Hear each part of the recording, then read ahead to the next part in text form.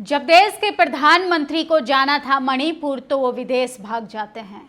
जब देश के तमाम मुद्दों पर देश के प्रधानमंत्री से जवाब देने की बात हो तब विदेश भाग जाते हैं। और सोचिए, बिहार का विधानसभा चुनाव जैसे जैसे नज़दीक आ रहा है, देश के प्रधानमंत्री सब कुछ छोड़ के बिहार भाग जाते हैं।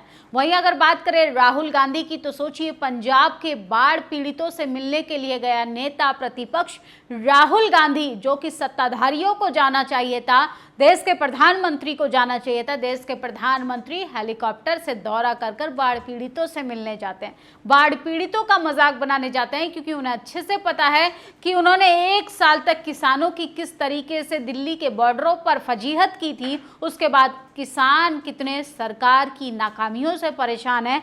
इस डर से देश के प्रधानमंत्री या गृह मंत्री पंजाब ही नहीं गए। गृह मंत्री गलती से गए भी थे तो उन्होंने कहा कि वापस जाओ और 3-4 लोगों को लेकर आओ। तो इस तरीके से पॉलिटिकल एजेंडा फिट किया जाता है और कैसे बिहार में जाकर देश के प्रधानमंत्री बिहार की जनता का विश्वास जीतने की कोशिश कर रहे हैं। लेकिन वहीं बात करें राहुल गांधी की तो सोचिए, राहुल गांधी आज पंजाब के बाढ़ पीड़ितों से मिलने के लिए गए। बाढ़ ने पंजाब में भीषण तबाही मचाई है। आज गोनेवाल में गांव वासियों से मिला, उजड़े आशियाने, बर्बाद खेत, बिखरी जिंदगियां, दर्द आंखों में साफ दिखता है, मगर हौसला टूट है। राज्य और केंद्र सरकार दोनों हाल ही में ये सुनिश्चित करें कि राहत पैकेज और मुआवजा बिना देरी पीड़ितों के हाथ में कैसे पहुंचे।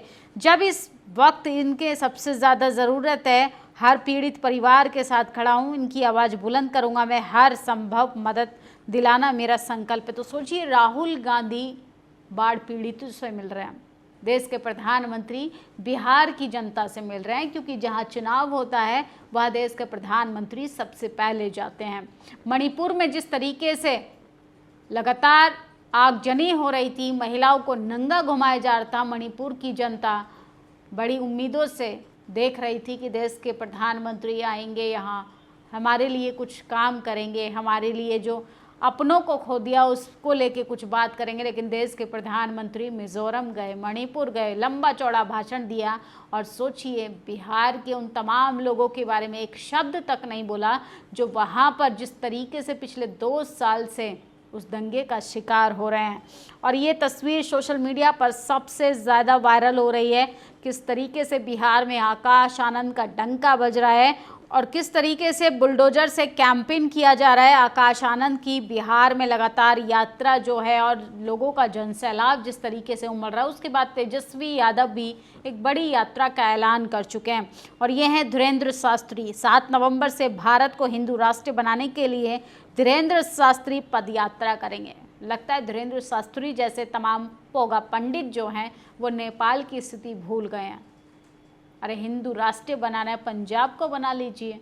पंजाब का जो स्थिति है, पंजाब में जिस तरीके से हालात हैं उसको ठीक कर दीजिए। तो हिंदू राष्ट्र के नाम पर किस तरीके से प्रोपेगेंडा फैलाया जा रहा है। और अगर हिंदू राष्ट्र बन जाता है तो बेशक इस देश के लिए एक भारी खतरा उत्पन्न हो गया है। हिंदू कुछ भी कहें, पर हिंदुत्व, स्वतंत्रता, बराबरी, भाईचारा के लिए एक खतरा है। हिंदू राज्य को हर कीमत पर रोका जाना चाहिए। तो बाबा साहब के इस कोटेशन के साथ लगातार लोग हिंदू राष्ट्र का विरोध कर रहे हैं। क्या धीरेन्द्र शास्त्री संविधान को नहीं मानते? क्या धीरेन्द्र शास्त्री लोकतंत्र को नहीं मानते? क्या धीरेन्द्र शास्त्री इस देश में तमाम लोगों को, जो हमारे तमाम इस देश के शहीद हुए लोग हैं और जिन्होंने स्वतंत्रता के लिए लड़ाइयाँ लड़ी, उन तमाम लोगों की बलिदान का मजाक उड़ा रहे हैं? ये कैसा हिंदू राष्ट्र की मांग कर रहे हैं? और नया बिहार बनाने के लिए संकल्प के साथ कल से बिहार अधिकार यात्रा की शुरुआत होगी। बिहार में उद्योग धंधे स्थापित करने पर नए अवसर प्रदान करने, स्थायी नौकरी, गुणवत्ता शिक्षा, बेहतर स्वास्थ्य और चारों तरफ विकास, रोजगार सुनिश्चित करने के लिए तेजस्वी यादव बिहार अधिकार यात्रा की कल से शुरुआत करने जा रहे हैं, जो कि वैशाली में 20 तारीख को ख़त्म होगी। वहीं बसपा की रैली भी 20 तारीख को, 20 सितंबर को वैशाली, जिसको गणराज्य की धरती कहा जाता था वहां पर खत्म होगी। पटना में छात्रों पर लाठीचार्ज हुआ है क्योंकि एनडीए सरकार ना आपको रोजगार दे सकती है, ना आपके लिए कुछ बेहतर विकल्प तलाश सकती है। पटना की सड़कों पर एक बार छात्रों की चीखें सुनाई दी, पुलिस की लाठियों की गूंज सुनाई दी। ये तब हो रहा था जब पूर्णिया में प्रधानमंत्री के आगमन की तैयारी हो रही थी। छात्र चीख चीख कर सरकार के मुखिया से पूछ रहे थे, अगर चुनाव समय पर हो सकता है तो हमारी वैकेंसी समय से क्यों नहीं आ सकती। अब देखना होगा क्या छात्रों की आवाज़ मुख्यमंत्री के कानों तक गूंजती है। क्या दरोगा भर्ती की बहाली होगी या नहीं। इस देश में चुनाव टाइम से होता है, चुनाव की रिजल्ट टाइम से आती है, चुनाव की घोषणा टाइम से होती है। बस इस देश में नौकरी की बहाली पर किस तरीके से रोक लगती है, वैकेंसी पर रोक लगा दी जाती है, इस देश के युवाओं के भविष्य के साथ किस तरीके से सरकार खेल रही है, इस पर भी सोचने की ज़रूरत है। और ये है प्रशांत कनौजिया, बहुजन पत्रकार। अभी दादाजी की चिता आग ठंडी भी नहीं होती है, उनकी ज़मीन पर कब्जा करने का प्रयास हो रहा है। ज़मीन पर हाई कोर्ट के स्टे हैं, उसके बावजूद कुछ लोग ज़मीन पर दुर्गा पंडाल बनाकर ज़मीन कब्जा करने की कोशिश करें। अफसोस रानीगंज पुलिस जो प्रतापगढ़ पुलिस के अंतर्गत है, उसका एसओ और अधिकारी गैर कानूनी काम में कब्जा करने वालों का साथ दे रहा है। दलित होना इतना बड़ा पाप है। उत्तर प्रदेश में पुलिस भी भू माफिया का साथ दे रही है, तो उत्तर प्रदेश में किस तरीके से गुंडई अपनी चरम सीमा पर है। दलित पिछड़े आदिवासियों के पास अगर ज़मीनें हैं तो उसको भी छीनने की कोशिश की जा रही है। गरीबों की, शोषितों की, वंचितों की, आदिवासियों के पास ज़मीन का एक टुकड़ा है, उसको भी छीनकर कॉरपोरेट लोगों को दिया जा रहा है। वहीं पूजा का पंडाल लगाकर कैसे एक दलित व्यक्ति की ज़मीन को कब्जा लिया है, ये इस पर भी पुलिस प्रशासन जो है वो अपनी नाकामी का जीता जागता सबूत दे रही है।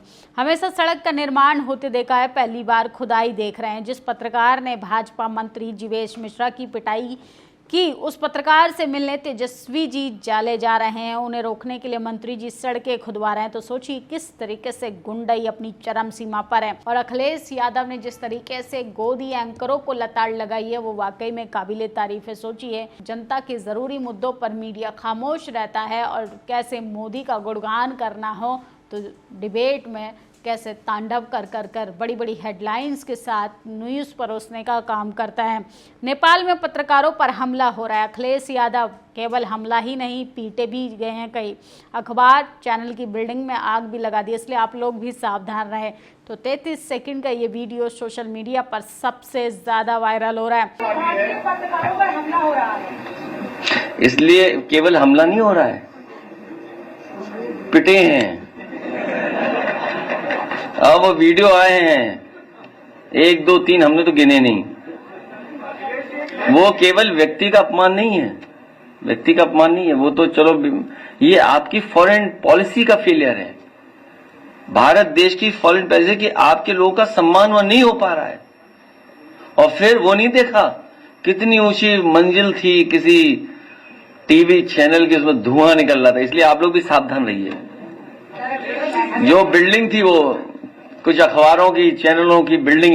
और बिहार में हमारा पिछड़ा वर्ग समाज बहुजन आंदोलन को समझ चुका है, आप शासन सत्ता की और सही दिशा में आगे बढ़ रहा है। तो जय भीम के नारों से गूंज उठा बिहार, ये भी आप जाते जाते सुनते जाइए। जीएसटी की बात करेगा वही देश पर राज करेगा, वो संविधान की बात करेगा वही देश पर राज करेगा, पिछड़ों की बात करेगा वही देश पर राज करेगा। और बहुजन अब जागरूक हो रहा है, बहुजन अब अपने हक अधिकारों के लिए सचेत हो रहा है। और ये सत्ताधारी मनुवादी पत्रकार, मनुवादी नेता, मनुवादी लॉबी, मनुवादी पूंजीपति नहीं चाहते हैं कि बहुजन समाज के पास जल, जमीन, जंगल बचा रहे, इसलिए ज़मीनों को हड़प कर कॉरपोरेट लोगों के हाथों में बेचा जा रहा है। वहीं बात करें देश के प्रधानमंत्री की, तो सोचिए बिहार में देश के प्रधानमंत्री, इस देश का मुखिया भाषण तो देता है, वहीं छात्रों पर लाठीचार्ज होता है और वहीं पंजाब के दौरे पर विपक्ष के नेता को जाना पड़ता है। ये हालात हो गए हैं देश से। लेकिन रीढ़ विहीन मीडिया इन सत्ताधारियों से सवाल पूछने का कष्ट भी नहीं करती, क्योंकि कलम बिक चुकी है। पत्रकारों ने घुटने टेक दिए हैं। जो पत्रकार आंख में आंख डालकर सवाल पूछते हैं उनको पीटा जा रहा है, उनको डराया जा रहा है, उनके ऊपर जांच बिठाई जा रही है और किस तरीके से उनको मानसिक रूप से प्रताड़नाएं दी जा रही हैं ताकि वो सरकार के खिलाफ या सरकार की नाकाम पॉलिसी पर सवाल ना खड़ा कर पाएँ। आपकी क्या प्रतिक्रिया, अपनी राय जरूर दीजिएगा। शुक्रिया। दस्तक की आपसे गुजारिश है कि अगर इसको बचाना चाहते हैं तो नेशनल दस्तक को सब्सक्राइब करने के लिए रेड कलर के सब्सक्राइब बटन को दबाएं, फिर बेल आइकन की घंटी दबाएं। नेशनल दस्तक को बचाने के लिए बहुत जरूरी है कि हर खबर को शेयर करें, लाइक करें, कमेंट जरूर करें।